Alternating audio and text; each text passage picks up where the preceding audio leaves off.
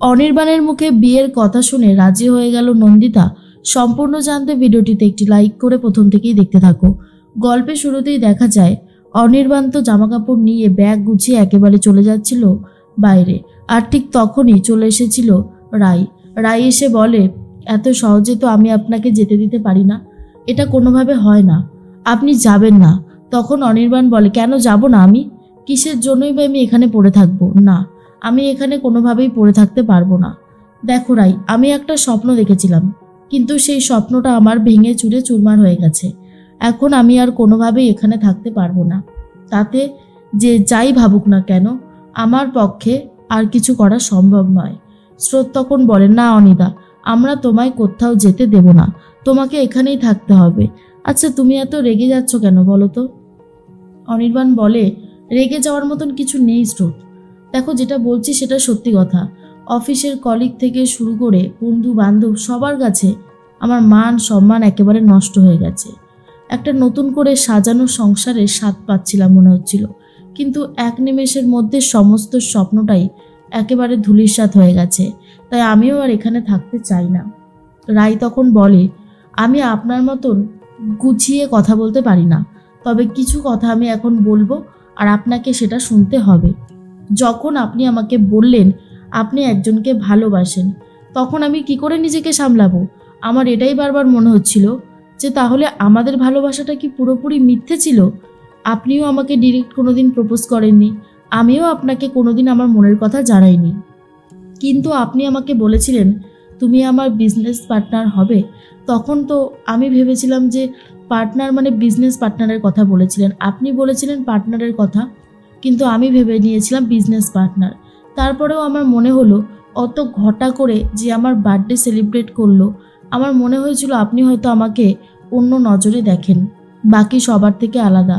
আমাকে এতটাই মান্যতা দিয়েছিলেন, সেদিনকারের সেই খুশিটা না আমার কাছে সব থেকে বেশি ইম্পর্টেন্ট ছিল। কারণ এরকমভাবে বার্থডে সেলিব্রেশন আমার জীবনে কেউ কোনোদিনও করেনি। হ্যাঁ, আমার কাছে সবটাই নতুনের মতো লেগেছিল, আমি সবটাই বুঝতে শিখেছিলাম যে এভাবেও সব কিছু করা যায়। তারপর থেকে আপনার প্রতি একটা ভালো ফিলিংস আসতে শুরু করে। তবু আপনি যেই ব্যাপারগুলোকে খুব ভালোভাবে দেখতেন, প্রথম দিন যখন আপনার কাছে ইন্টারভিউ দিয়েছিলাম, আমি বুঝতে পেরেছিলাম যে আপনি আছেন, মানে আপনি বুঝতে পারছেন যে আমার প্রবলেমটা। অন্য সবাই হলে হয়তো আমাকে সেই মুহূর্তে কাজ দিত না, কিন্তু আমার কথার উপর ভরসা রেখে আপনি আমাকে একটা কাজ দিয়েছিলেন, আর এটা আমার জন্য খুবই গুরুত্বপূর্ণ একটা কাজ ছিল। বুঝতে পেরেছিলাম আপনি মানুষটা সবার থেকে আলাদা, তাই আপনার প্রতি আলাদা একটা ভরসা ছিল, আলাদা একটা ভালোবাসা ছিল। কিন্তু যখন থেকে জানতে পারি আপনি অন্য কাউকে ভালোবাসেন, আচ্ছা আপনি বলুন তো, আজ যদি আপনাকে সারপ্রাইজ দেওয়ার জন্য আমি একটা অন্য ছেলের হাত ধরে থাকতাম, অন্য ছেলেকে নিয়ে যেতাম, তখন আপনার কেমন লাগতো? আর তখন অনির্বাণ বলে, তুমি সত্যি বুঝতে পারোনি রাই যে আমি তোমার জন্য এইসব কিছু করছি, তোমাকে ভালোবাসি বলে, তোমাকে সারপ্রাইজ দেবো বলে করছি? রাই তখন বলে, না অনির্বাণ, আমি যদি বুঝতে পারতাম তাহলে কি আর আমি এরকম রিয়াক্ট করতাম বলো? আর তখনই অনির্বাণ বলে, বুঝেছি, আমি তোমাকে একটা কথাই জিজ্ঞেস করতে চাই, তুমি কি আমাকে বিয়ে করবে? এরপরেই রাই চুপ করে রয়েছে। স্রোত তখন বলে, আরে বাবা, এই তো চুপ করে রয়েছে, তার মানেই সম্মতির লক্ষণ। কিন্তু অনির্বাণ বলে, না, আমি আর রিস্ক নেব না, আমি এবারে রায়ের মুখ থেকে ডিরেক্ট শুনবো। এরপর বলো রাই, কি বলতে চাও? রাই তখন অনির্বাণের হাতটা ধরে বলে, করব, আমি তোমাকে বিয়ে করে সংসার করব। এরপরেই অনির্বাণ বলে, দাদা এবারে চলুন। আর তখন স্রোত বলে, কোথায় যাব আমরা?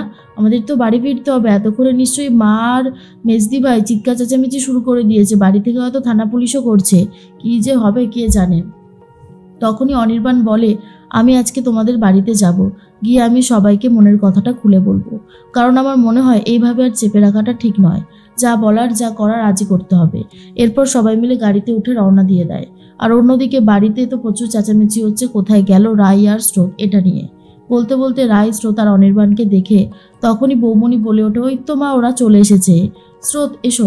এরপরেই অনির্বাণকে দেখে বিক্রম বলে, কি ব্যাপার, আপনি এই বাড়িতে? আর তখন নন্দিতা দেবী বলে, কি ব্যাপার বলুন তো, আপনাকে এই বাড়িতে দেখবো সেটা তো আমি ভাবিনি। অনির্বাণ বলে, আন্টি, আপনার সাথে কিছু গুরুত্বপূর্ণ কথা আছে আমার। বৌমনি তখন বলে, মা, গুরুত্বপূর্ণ কথা আছে যখন বলছে ঘরে নিয়ে চলুন না, বারান্দায় দাঁড়িয়ে দাঁড়িয়ে কি এইভাবে গেস্টের সাথে কথা বলা যায়? এরপরে ঘরে নিয়ে যাওয়া হয়। বিক্রম তখন চরম লেভেলের অপমান করতে থাকে অনির্বাণকে, আর বলে, দেখুন অনির্বাণ বাবু, একটা কথা ভালো করে কান খুলে শুনে রাখুন, আপনার এই 3বার আসাটা আমাদের বাড়িতে আমরা কেউই ভালো মনে নিচ্ছি না। আপনার প্রবলেমটা কি বলুন তো? অনির্বাণ বলে, দেখুন আপনি যদি আমার কথাটা না শোনেন তাহলে আমার প্রবলেম কি সারা জীবনেও বুঝতে পারবেন না।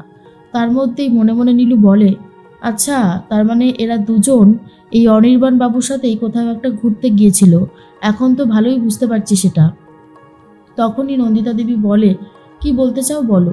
এরপর বিক্রম বলে, কি আবার বলবে, ওর কি বলার মতন মুখ আছে। এই শোনো, তোমার মতন যোগ্যতার ছেলেদের না আমি আমার অফিসে কেরানির চাকরি দিতাম, বুঝেছো, আবার বড় বড় কথা বলছে। তখনই বৌমণি বলে, এসব তুমি কি বলছো বিক্রম, তুমি একজন মানুষকে এইভাবে অপমান করতে পারো না। বিক্রম বলে, এই শোনো, আমি কার সাথে কিভাবে কথা বলবো সেটা তোমাকে দেখতে হবে না। তখনই রাই বলে, তুই বৌমণিকে এভাবে কথা শোনাবি না দাদাভাই, এটা কিন্তু খুব অন্যায় করিস। দাদাভাই তখন বলে, ও যদি আমার মুখের ওপর তর্ক করে তাহলে 100 বার শোনাবো বইকি। আর শোন, তুই যে কুকীর্তি করেছিস তুই আর কথা বলিস না গলা তুলে। রাই তখন বলে, আমার মনে হয় আমি কোনো কুকীর্তি করিনি, তুই শুধু শুধুই আমাকে ভুল বুঝছিস। বিক্রম তখন বলে, তুই যে কুকীর্তি করেছিস সেটা এক্ষুনি জানা যাবে। বলুন বলুন, আপনি কি করতে এখানে এসেছেন বলে ফেলুন। এরপরেই অনির্বাণবাবু বলে, আমারও মনে হয় আমার এই কথাটাই বলে দেওয়াটাও উচিত, কারণ আন্টি বিক্রমবাবু যেই ব্যবহারটা আমার সাথে করছে আমি আর কতক্ষণ আমার ধৈর্যের লেভেলটাকে এক জায়গায় ধরে রাখতে পারবো জানি না। তবে যা বলার যা করার আমাকে ঝটপট করেই করতে হবে সেটা আমি বুঝতে পারছি। স্রোত তখন বলে, জানি তো, এই বাড়িতে একমাত্র ওই আছে, এইভাবে মানুষকে অপমান করে যে কি শান্তি পায় সেটা মাঝে মধ্যে আমি বুঝতে পারি না। নে দাদাভাই, তো শান্তি হয়েছে তো? এরপর বিক্রম বলে, চুপ করবি তুই। রাই তখন বলে, অনেকে এভাবে কথা না শোনালেই পারতে, কেন যে তোমরা এরকমভাবে কথা শোনাও বুঝতে পারি না। অনির্বাণ মনে মনে ভাবে, রাইকে ভালোবাসি, তাই রাইকে এই সমস্ত দিক থেকে প্রোটেক্ট করা আমার দায়িত্ব। এরা যতই আমাকে অপমান করুক না কেন আমি এদের কথা গায়ে মাখবো না। রাইকে বিয়ে করে আমি এখান থেকে নিয়ে যাব সসম্মানে। তখনই অনির্বাণ বলে, যে কথাটা আমি বলতে এসেছি সেটা তো আমি বলবোই, তার আগে আমিও অনেক কথা বলতে চাই।